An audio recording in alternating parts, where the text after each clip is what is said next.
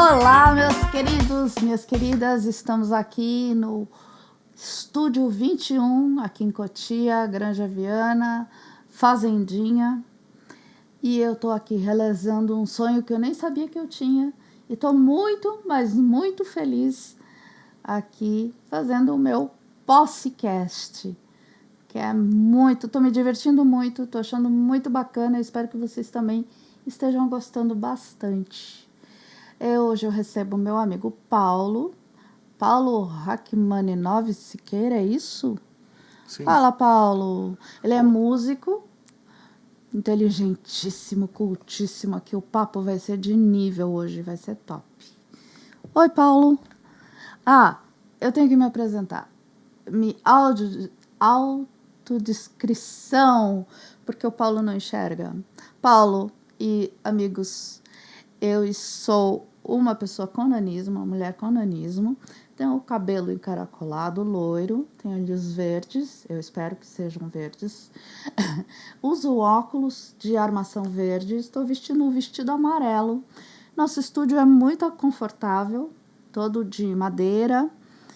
E é isso. É isso, Paulo? Falei certinho? Certíssimo, Mila. Muito bem. Se apresente. Bom, eu sou Paulo, eu prefiro até Paulo Siqueira. Paulo Fazer Siqueira. honrar o nome da família, né? Né? Família e tudo. Então, Paulo Siqueira. Eu sou deficiente visual.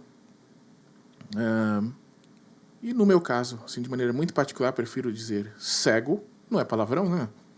Então, sou uma pessoa cega. Sou negro. Estou com os cabelos curtos, mas não careca. Nesse momento estou vestindo um terno preto e uma camisa cor vinho por baixo do terno. E estou nesse ambiente maravilhoso aqui, que é o Estúdio 21. Prazer enorme, Mila. Muito obrigado pelo convite. Prazer é meu. Então, Paulinho, a gente vai começar por quando a gente se conheceu. Hoje quero que você fale um pouco mais de você, por enquanto. Você é músico, né? Maestro? Eu sou compositor de música clássica. Compositor de música clássica. Vocês estão vendo, né? Que o negócio não é pouco. Toco piano. Meu instrumento de referência é o piano. Toco alguns outros instrumentos também, porque o compositor ele não aprende a tocar, mas ele fica um pouco com a maioria dos instrumentos a fim de saber o que ele pode fazer e o que ele não pode fazer com os instrumentos. A orquestra ela tem muitos instrumentos, então é necessário, é importante que a gente saiba, tem limites, né? Mas assim, o instrumento principal é o piano. Eu faço arranjos também, arranjos de músicas. Alguém quer uma música que já é famosa, mas quer um arranjo para piano, por exemplo, quer um arranjo para orquestra, o piano e violino, piano e quarteto de cordas. Aí eu faço também esse tipo de arranjo. Componho trilhas sonoras para vídeos, para Reel, no Instagram. Esse é meu trabalho como músico. E, paralelo a isso, eu sou quiropraxista também. Sou o primeiro quiropraxista cego do Brasil. Ai, que chique, eu não sabia disso. Olha, Não? o privilégio. Pois é. Não, que era o primeiro, eu não sabia, não. A gente se conhece há 10 anos. Eu tô surpresa e orgulhosa disso, que é difícil a gente administrar uma amizade assim com tanto tempo, né? Sem dúvida. E foi bem legal como a gente se conheceu, né? Sim, elevador. Uma situação totalmente inusitada. Assim, é um lugar no qual você não acha que vai, digamos que... Conhecer alguém. Iniciar uma amizade, né? Foi muito legal, porque eu disse que eu tenho nanismo, para quem não enxerga? Não lembro. Acho que disse. Fala assim. Disse. Então, e aí, para distâncias mais longas, eu pego aquele carrinho que alguns estabelecimentos fornecem. Aliás, isso é lei, tá? O estabelecimento que recebe uma certa quantidade de pessoas precisa colocar à disposição cadeiras motorizadas. Então eu tava lá no Shopping Eldorado e entrou um rapaz no elevador, eu tava com um carrinho, e entrou um rapaz no elevador querendo saber alguma informação. Eu não me lembro direito a história não, assim, mas eu sei que foi muito simpático. Aí eu ofereci ajuda, você quer que eu te oriente? E aí ele gentilmente falou que sim, e eu toda exibida, falando, você me segue, eu tô aqui com o carrinho, mas você pode pegar aqui na minha mão, no meu ombro, e a gente vai seguindo. Você me orienta como é que eu te ajudo. E aí foi que ele queria ir para um lugar e eu dei a orientação toda errada para ele, ele me corrigiu, foi muito engraçado. E ele frequentava sempre o shopping, eu tinha a loja lá, e aí a gente ficou amigo. Foi isso, Paulo. Tem alguma coisa que eu esteja esquecendo? Não. Aí você havia dito logo no elevador mesmo que eu sou anã. Falei, tá certo, tudo bem, tranquilo. E, assim, quando você falou o seu nome e tudo, não foi um nome estranho para mim, porque eu tinha participado de alguma coisa, de algum evento, que você estava, mas só que a gente não teve contato. Não sabia disso. Essa parte... Lembra que eu até comentei? Eu acho que era um evento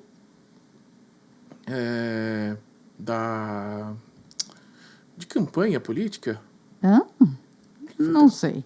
Enfim, a gente ficou amigo e era muito engraçado, porque era uma pessoa com uma anã, eu posso falar, tá? Mas vocês não. O correto é a pessoa com nanismo, já explico por quê. Mas uma anã numa cadeira motorizada andando com um cego no meio do shopping.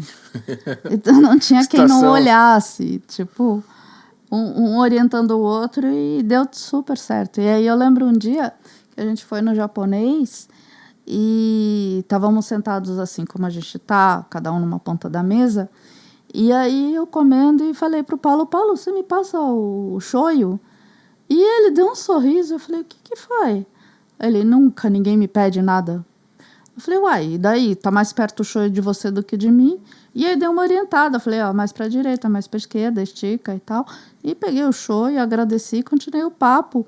E foi engraçado isso. Sim, assim. sem dúvida. Eu acho Por que não? É lógico, Né? realmente. Então, eu fiquei muito feliz, ao invés de ficar bravo porque ninguém me pede nada, né? Não, pelo contrário, eu fiquei feliz que alguém finalmente me pediu alguma coisa, assim. Eu acho que a gente Esse tipo de coisa a gente só assiste em filme, né? Por favor, me passe a geleia. No café da manhã com bacon e ovos. Eu acho que é uma coisa natural. Ela simplesmente estava mais perto de você. Só porque você não enxerga, você não vai fazer um favor pro outro, cara. Então, é isso. O meu objetivo, eu acho que o seu também, né, Mila? É exatamente esse. Eu quero que as pessoas se esqueçam que eu sou cego e que sou, uma pessoa que posso ter limitação, como qualquer pessoa com ou sem deficiência, mas eu quero que as pessoas se esqueçam que eu sou cego e me peçam coisas, e na hora de me dar feedback, por exemplo, que elas sejam sinceras. Sabe, acabei de falar, eu sou compositor de música clássica. Então eu peço, todas as vezes que eu vou mostrar alguma coisa, eu falei, olha, esquece o lado emocional, pensa aí, sabe, o que está faltando, o que você está sentindo falta, o que precisa. Se tiver um feedback negativo, por favor, não é para ficar envergonhada, essa aqui eu não gostei, sabe, não, é para falar mesmo, para... É engraçado que as pessoas, elas engessam, né, o deficiente num personagem, né? Ou é o coitadinho e, Exato. Como falava quando eu era criança, o café com leite da brincadeira. Ou seja, vamos brincar de correr, mas quando a Mila se aproximar, você corre menos para ela poder pegar você. Isso é um descrédito, isso é muito chato. Sim, sem dúvida alguma. Eu me sentia humilhada. Eu falava, eu não quero esse café com leite, cara.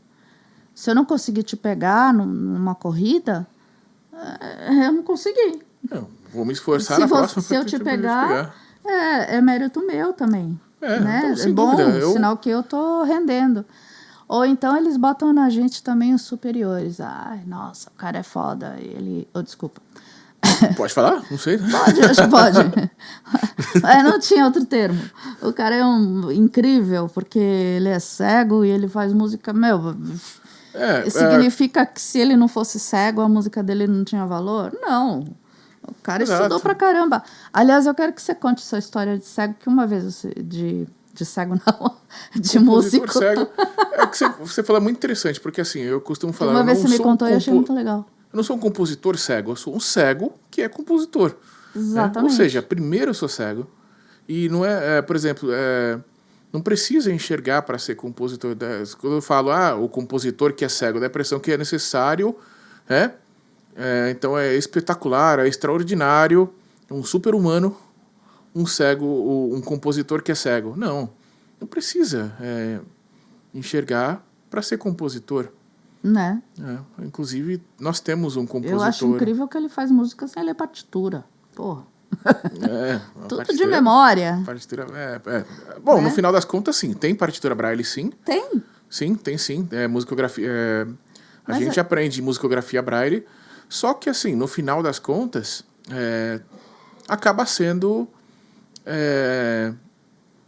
tudo decorado. Só as pessoas que cantam, por exemplo, quem canta consegue ler enquanto executa. Porque senão você ia tocar piano com uma mão e ficar lendo com a outra. Exatamente, não dá, né? Realmente. Então tem que decorar. No final das contas, decora. A diferença é que, assim, você vai ter a todo momento a partitura ali para consultar. Então, dependendo da situação, você até consegue, mas normalmente acaba sendo decorado mesmo. Eu fiz um trabalho para um grupo vocal de 6 músicos cegos, 6 cantores cegos, de lá dos Estados Unidos. E aí eles fizeram assim, a leitura primeiro, individualmente, depois se juntaram e eles gravaram lendo mesmo. Eles preferiram fazer, porque o arranjo era um tanto complexo. Era da música September, daquele grupo Earth, Wind and Fire. Ah, que legal. Então, sabe Adoro. aquela coisa, né? Né? Uhum. Então, uma coisa assim, tem muitas harmonias complexas, então eles preferiram ler enquanto eles cantavam. Eles acharam melhor. Assim, eles já fazem isso naturalmente porque eles são cantores líricos. Tá. Mas ali eles estavam cantando música popular, eles têm uma atividade extra, assim. Eles cantam num coro, um coro lírico, mas eles têm essa atividade extra como músicos populares, assim, se juntaram para poder formar um grupo vocal muito interessante. The Cane Singers, os cantores de Bengala, algo assim. Ah, que bonitinho. Gostei, bacana. Então, conta aí, como é que você descobriu a música na tua vida?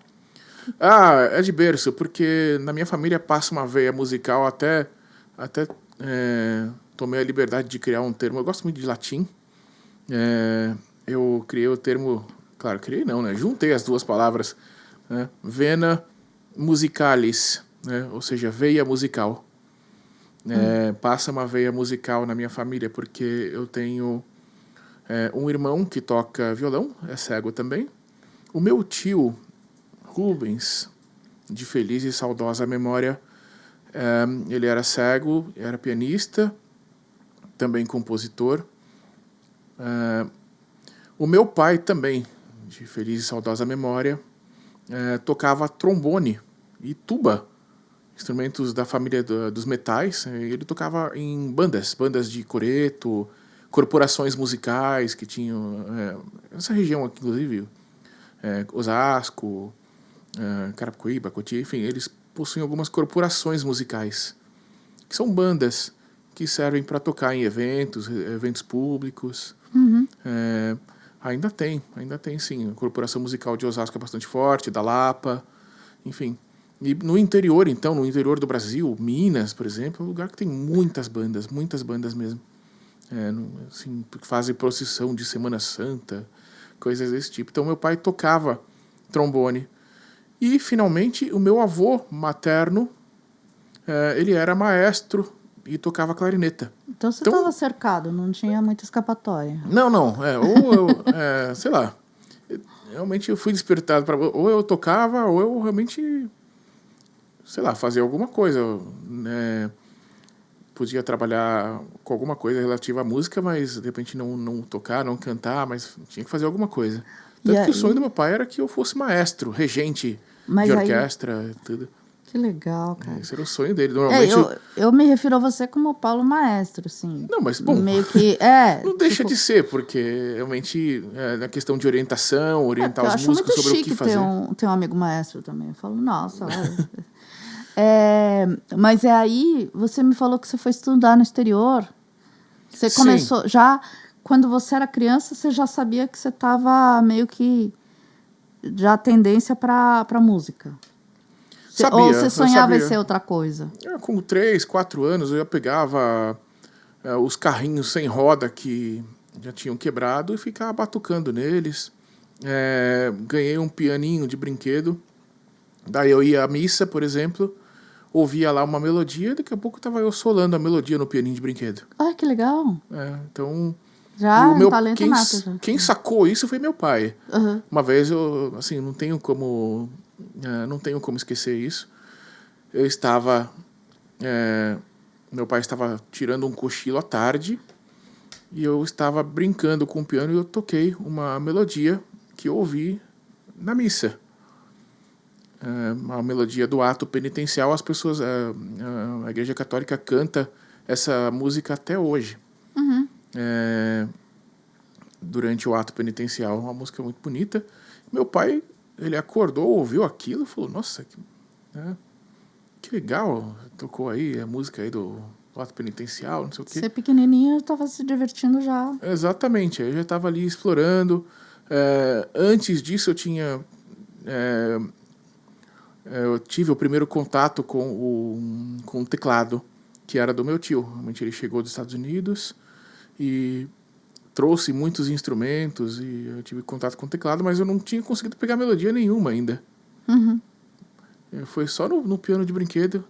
Acho que eu fiquei um pouquinho mais velho e passou daquela idade que eles chamam de idade crítica. Eu comecei a assimilar melhor as coisas. Eu não sou nenhum prodígio. Por exemplo, o Ari Barroso, ele começou a tocar piano com 9, 10 anos. Eu também. Na verdade, piano mesmo, piano de verdade, foi com 10 anos que eu comecei a estudar, que é considerado tarde no mundo da música clássica. O pessoal começa com 3, 4, Mozart tinha com 5 anos, 6, ele estava compondo coisas.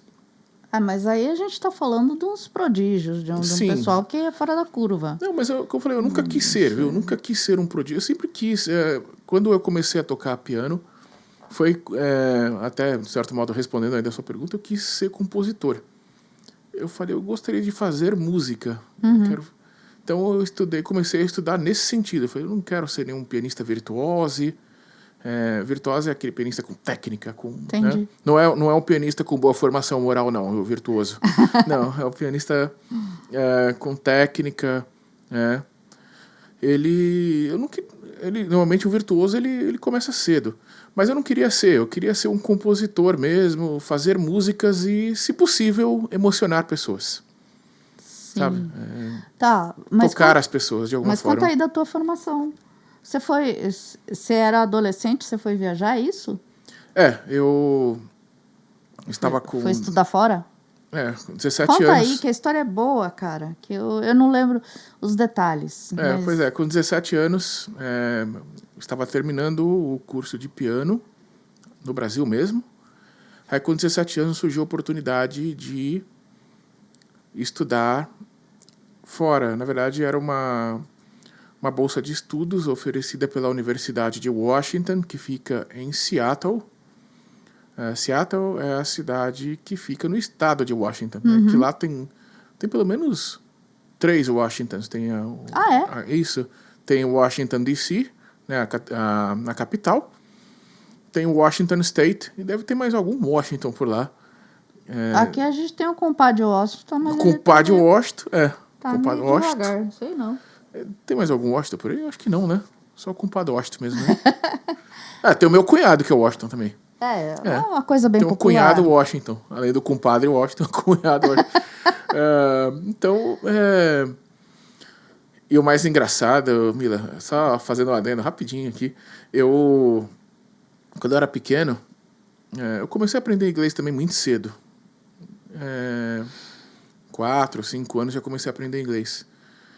por conta desse meu tio, que, por sua vez, morava também nos Estados Unidos, só que ele morava em Salt Lake City, Utah, terra dos Mormons e tudo. E eu lembro que eu gostava de espirrar Washington, sabe? Você Adorava já fazer isso. tava, Mal já sabia tava eu no que iria caminho. parar em Washington mesmo. Você, Um predestinado até no espirro. Né? né? Você já estava prevendo, já estava Exatamente. preparando o terreno. Como é que É, tem? Aquele é o. pois é. Você Aí, tem que sim, chamar, né? exatamente. Aí eu acabei, eu aceitei a bolsa de estudos, fiz só um teste, mais por formalidade mesmo, passei no teste e fui estudar composição e arranjo. Com 17 anos. Eu tava com 17 anos. Que legal. Aí você ficou quanto tempo lá? 4 anos é o tempo que dura a faculdade de composição. São 4 anos. Poderia ficar mais lá se eu quisesse, mas eu gosto muito do Brasil. Não é ufanismo, não. Estava até comentando agora com o Conrado aqui, tudo, acerca do que eu falei que eu gosto de uma marca brasileira de fones de ouvido para pessoas que produzem áudio, produzem conteúdo. Enfim. Aí eu falei, não é ufanismo, não. Não é essa patriotada que a gente está acostumado, a gente está ouvindo por aí, não. Não é isso, não. É assim, eu gosto da nossa gente mesmo, sabe? Só aqui no Brasil você é convidado para ir a uma festa sem conhecer ninguém. Situações assim muito curiosas, né? Que outros países não permitem. A gente tem um jeito todo nosso, né, de Sim. fazer as coisas. Não, acho que Sim. não tem um correspondente. Você tem um pouquinho de identificação com outra cultura, sei lá, italiano porque fala alto, né? Exato. Ou, sei lá, japonês porque recebe com carinho. Por isso que tal. faz se curva para a pessoa, né? Então realmente mas eu nós acho temos que o brasileiro é muito misturado, né? Exatamente. A gente nós pega temos até o coisas português, boas né? de várias culturas. Diz que em breve a gente não vai... Perdão, pode cortar, vida? Em breve a gente talvez tenha até uma separação. Os portugueses vão falar português e os brasileiros falam brasileiro. Você fala brasileiro, quer dizer... Não, eu vi, não sei aonde, também que a gente tem tanta influência na televisão, novelas e produção audiovisual brasileira nos outros países, em Portugal, por exemplo, que o pessoal está aprendendo a falar português brasileiro no dia a dia, já está incorporando alguma coisa do nosso jeito de falar. Já pensou? Nossa, então... nós influenciando a colônia. Se nós brasileiros já fazemos isso com aquilo que a gente ouve na internet, por exemplo, que muitas crianças estão... A colônia influenciando Exatamente. o colonizador. Exato. As crianças, por exemplo, estão fazendo isso, né? Elas estão reproduzindo aquilo que elas ouvem, por exemplo, os cortes de vídeo no YouTube. Cortam muitas palavras. Então, é muito comum, ao invés da criança falar, professora, licença, fala, listen, ou listen, né? Por conta dos cortes de vídeo, ou porque acham engraçado esse jeito de falar. Pessoas do Sudeste falando oxe, pessoas do Nordeste falando mano. Eu dei umas incorporadas aí, um oxe sai de vez em quando. O oxe eu não consigo. Fofo. Eu acho simpático. Eu não consigo fazer eu consigo, igual eu falei, eu mencionei, toda vez que eu menciono alguma coisa em inglês, por exemplo, para mim é muito natural falar. Eu tenho que tomar cuidado. Você até me permite contar uma situação envolve experiência da deficiência visual, de certo modo. Fica à vontade, o espaço é seu. É uma conversa, né? Então, eu uma vez estava no metrô Santa Cruz, aqui em São Paulo, e esse metrô ele é emendado ali com um shopping. Pois bem, aí eu cheguei nas catracas e ia para esse shopping. Aí o segurança perguntou, para onde você vai? Eu falei, shopping. Aí ele começou a me levar de volta para a plataforma, de onde eu tinha acabado de sair, inclusive. Aí eu, não, eu preciso ir pro shopping. Ele, não, nossa, do jeito que você falou, eu entendi Jabe, ou seja, sentido Jabaquara. Meu Deus. Eu falei, nossa. Aí eu percebi que a questão do inglês para mim é muito natural. Porque aqui a gente fala shopping com esse O, meio que, né, esse O agudo. E aí você falou Enquanto com eles sotaque falam um pouco mais americano. aberto, shopping, né? Shopping. Shopping. Ah, tá. Então, Então tá. shopping. Pra mim é normal falar shopping, Coca-Cola Light, O que eu acho um barato é o pessoal falando hambúrguer. hambúrguer. Não, isso não, não, eu já tô acostumado a falar hambúrguer. Eu Dá tenho bem. uma amiga que fala... Que é? Hambúrguer.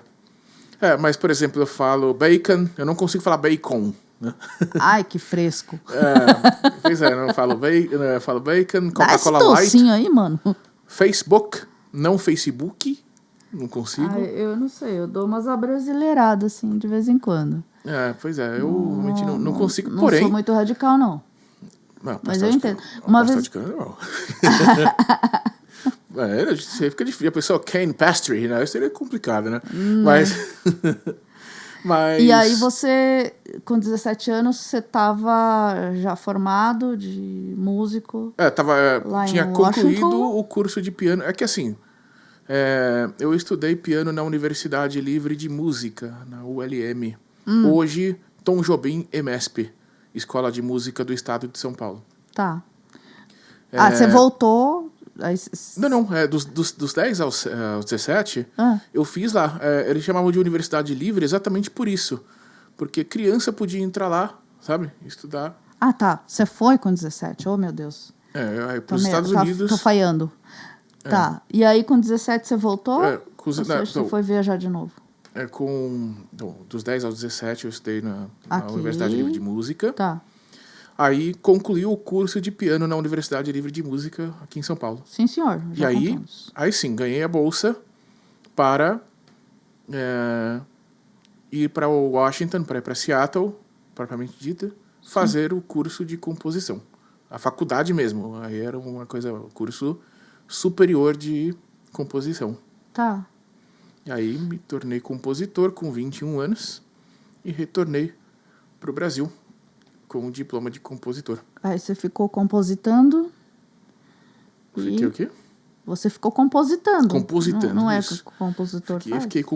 Primeiro eu fiquei compositado, depois comecei a compositar. Mas estou compositando até hoje. Outro dia a gente estava conversando, aí você falou alguma coisa em alemão. Eu falei, pô, o cara sabe alemão também. Você foi para lá também? Para Alemanha? Para a Alemanha, não. Não é porque tuas obras... O alemão surgiu por uma questão de preencher grade curricular lá nos Estados Unidos. Ah, tá. A gente era orientado a aprender, principalmente a gente da música clássica, a aprender algum idioma que poderia ter algo a ver com a música clássica. Por exemplo, o italiano, o alemão, o francês, que tem muita influência, né? O alemão, então, nem se fala. As escolas de Viena, tem a primeira escola de Viena, tem a segunda escola de Viena. Sim. São escolas de composição. Então, o alemão ele tem uma importância muito grande. Tem um filósofo alemão, Theodor Adorno, né? Um filósofo que escreveu muito sobre música, indústria cultural. O próprio Nietzsche era compositor de música clássica também. Ele compôs algumas peças para piano também. O Nietzsche. E você gosta desse pessoal? Tuas influências são esses caras? Sim, as influências são todas eles. Você tem...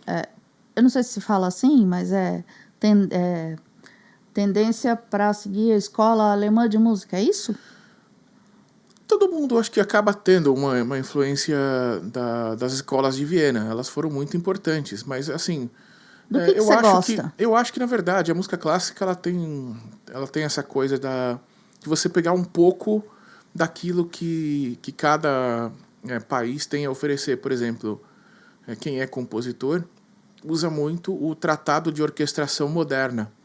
Ixi, tá ficando difícil, amigo. O Tratado de Orquestração Moderna é de um francês. Uhum. Mas esse é o tratado de orquestração, ou seja, a gente aprende a orquestrar, misturar os instrumentos, combinar, sabe? Assim como um pintor combina as cores, a gente combina os instrumentos. Sim. Então, a gente combina...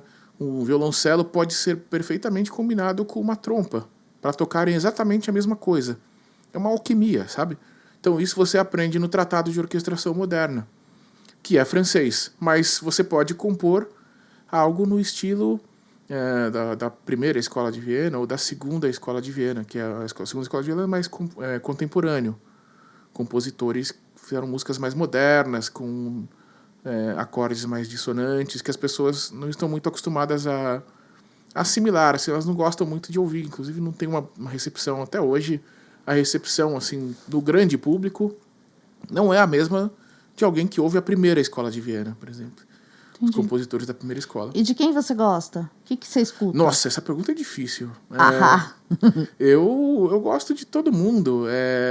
Eu posso falar de quem eu não gosto. Eu não gosto Não, de Mozart, por exemplo. Você não gosta de Mozart? Não. Ah, eu lembro. Eu Eu gosto. acho o Mozart muito lógico, muito assim, previsível.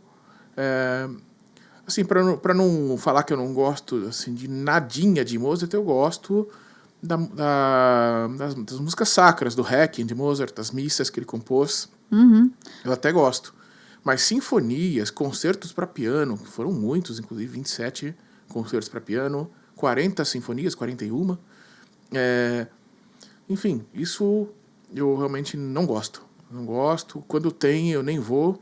Sabe, sei lá, Você Sala São tem- Paulo, por exemplo, nem assisto, nem vou assistir. Você tem bastante influência católica, né? Essa parte religiosa é forte, não é?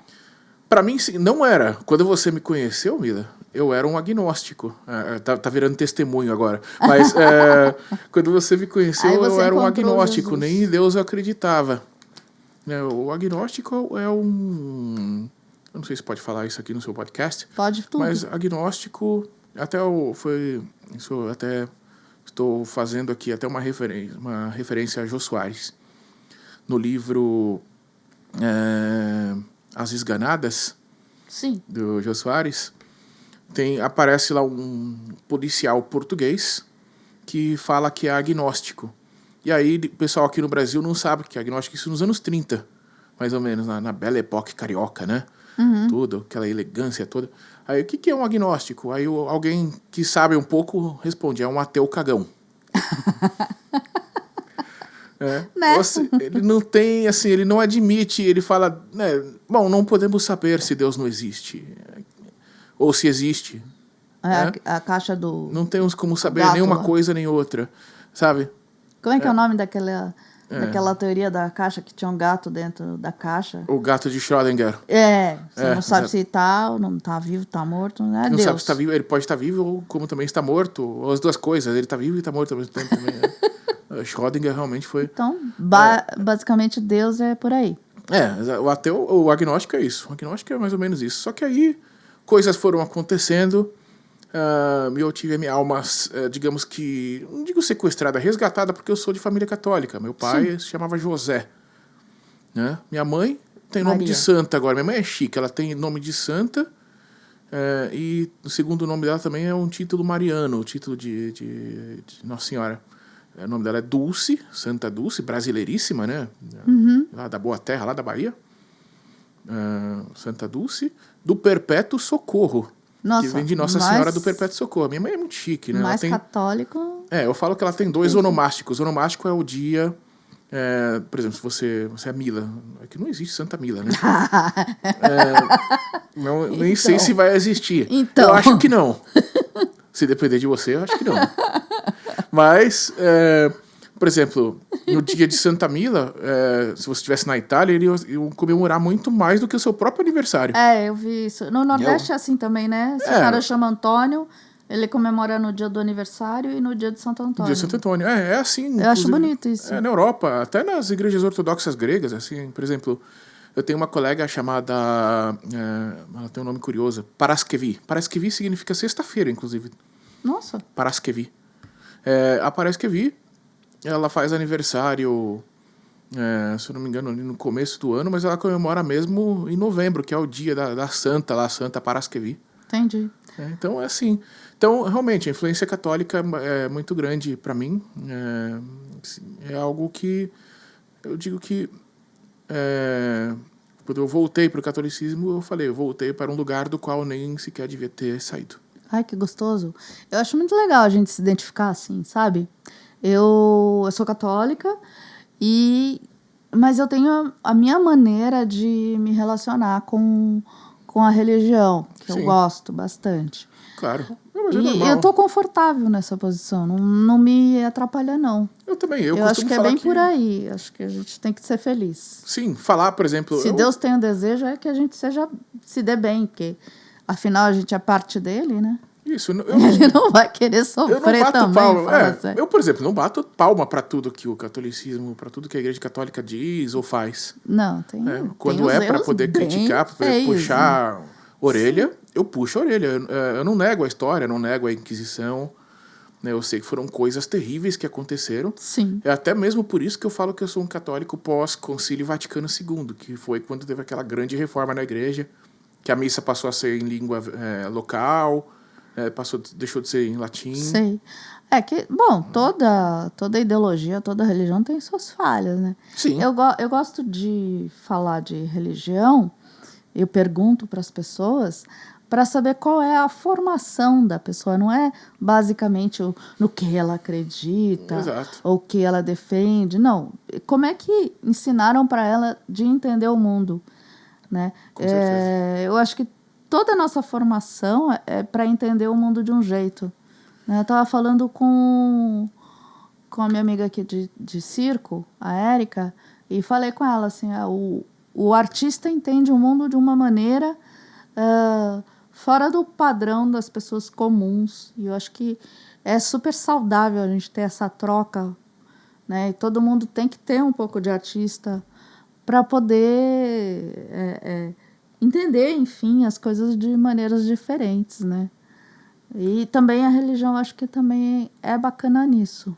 Sim, sem dúvida. A religião E ajuda. para você juntou a religião e a música?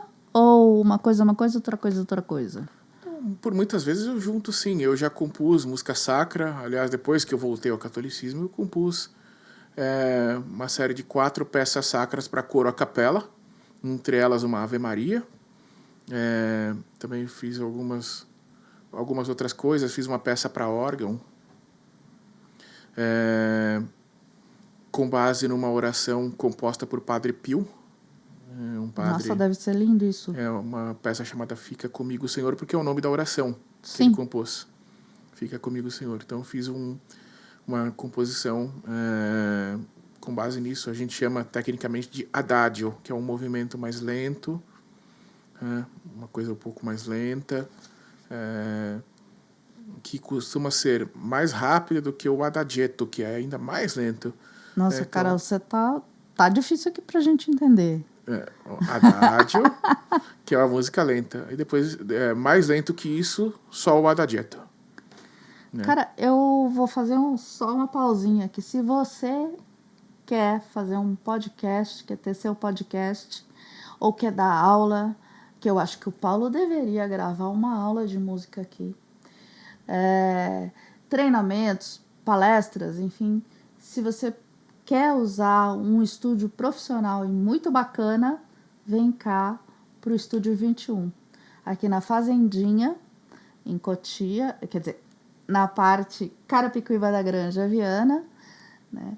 E fala com o Conrado, porque é muito bacana, estúdio profissional, eles atendem a gente com um carinho e um profissionalismo fora de série, e eu acho que você deveria experimentar. Se você está procurando um lugar para montar o teu podcast, a minha experiência está sendo maravilhosa. Eu acho que você deveria experimentar, tá bom? Paulinho, estamos nos aproximando do final. Sim. Eu queria 4, 5 perguntinhas rápidas. Ok. Do que você se arrepende? Me arrependo daquilo que eu ainda não fiz. Uau! Touché! De coisas que eu não fiz, ou de coisas que eu deveria ter feito realmente, sabe? E não fiz, e que não tenho mais a oportunidade de fazer. Do que você se orgulha? Eu me orgulho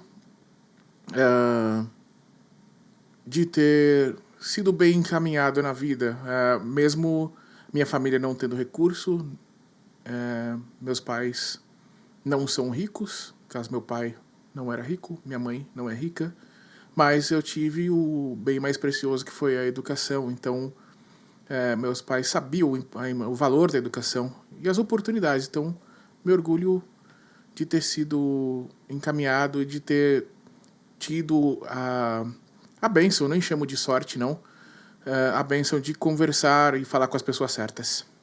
Se eu posso falar uma coisinha, eu acho que teus pais eram milionários e você é mais rico ainda. Ah, sim. Porque é uma riqueza que a gente não consegue mensurar e ninguém tira da gente, né? Essa formação, essa cultura. E também não é só o que eles deram, mas a maneira como você conseguiu aproveitar, aprender, absorver tudo que eles conseguiram te dar. Porque não adianta nada o cara ter um tesouro e não conseguir usar ou usar errado, né? Exato. É assim, e tem a questão, eu falei na minha autodescrição, que eu sou negro. E assim, é uma coisa. Isso é factível, não tem como, sabe? Pessoas negras, assim, ligadas à música clássica, é muito difícil você encontrar. Eu fico felizão da vida quando encontro um negro ligado à música de alguma forma, músico, de orquestra. A USESP, a Orquestra Sinfônica do Estado de São Paulo, tem alguns. O coro da USESP tem mais ainda. A regente do coro infantil da USESP é negra, sabe? Então, assim, isso me deixa muito feliz. Por exemplo, saber que eu posso chegar na Sala São Paulo, comentar alguma coisa com alguém no café da sala. Por exemplo, olha, nessa música aí você vai ouvir tal coisa. E a pessoa acreditar em mim. E, sabe, isso vai garantindo o respeito. Fala, o que ele falou, o que ele tá falando aí é verdade. E a última, qual a loucura mais louca que você fez na vida? A coisa mais extraordinária que você fez, assim, que você fala hoje. Nossa, como é que eu consegui? Ou como Nossa, qual a coisa mais legal, assim, que você fez? olha, a coisa mais legal, O top. assim, top de top mesmo, a coisa mais legal que eu fiz,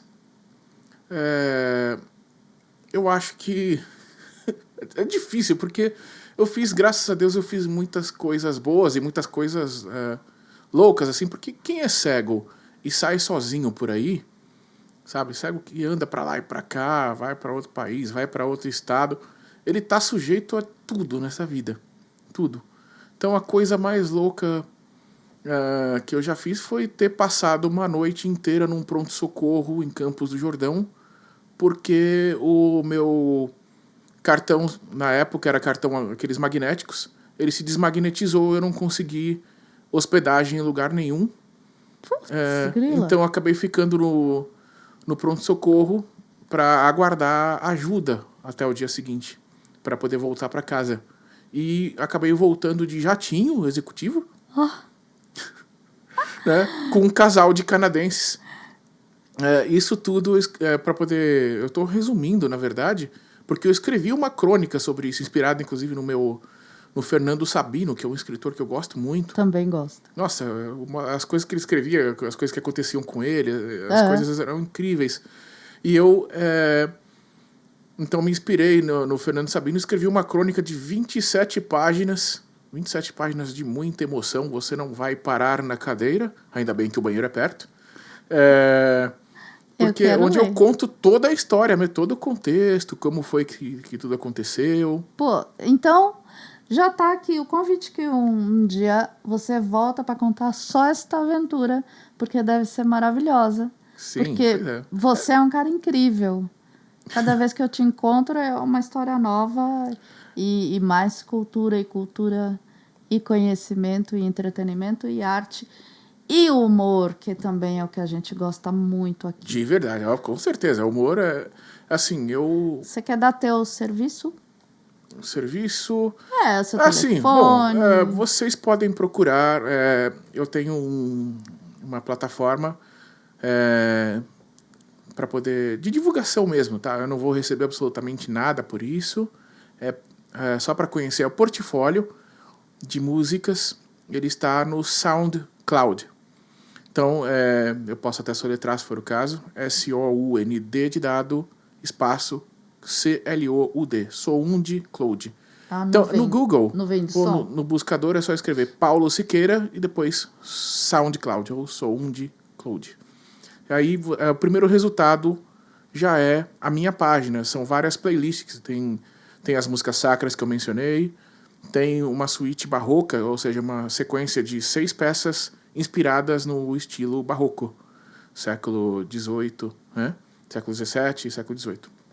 Então, é só pesquisar por Paulo Siqueira, SoundCloud. Chique no último.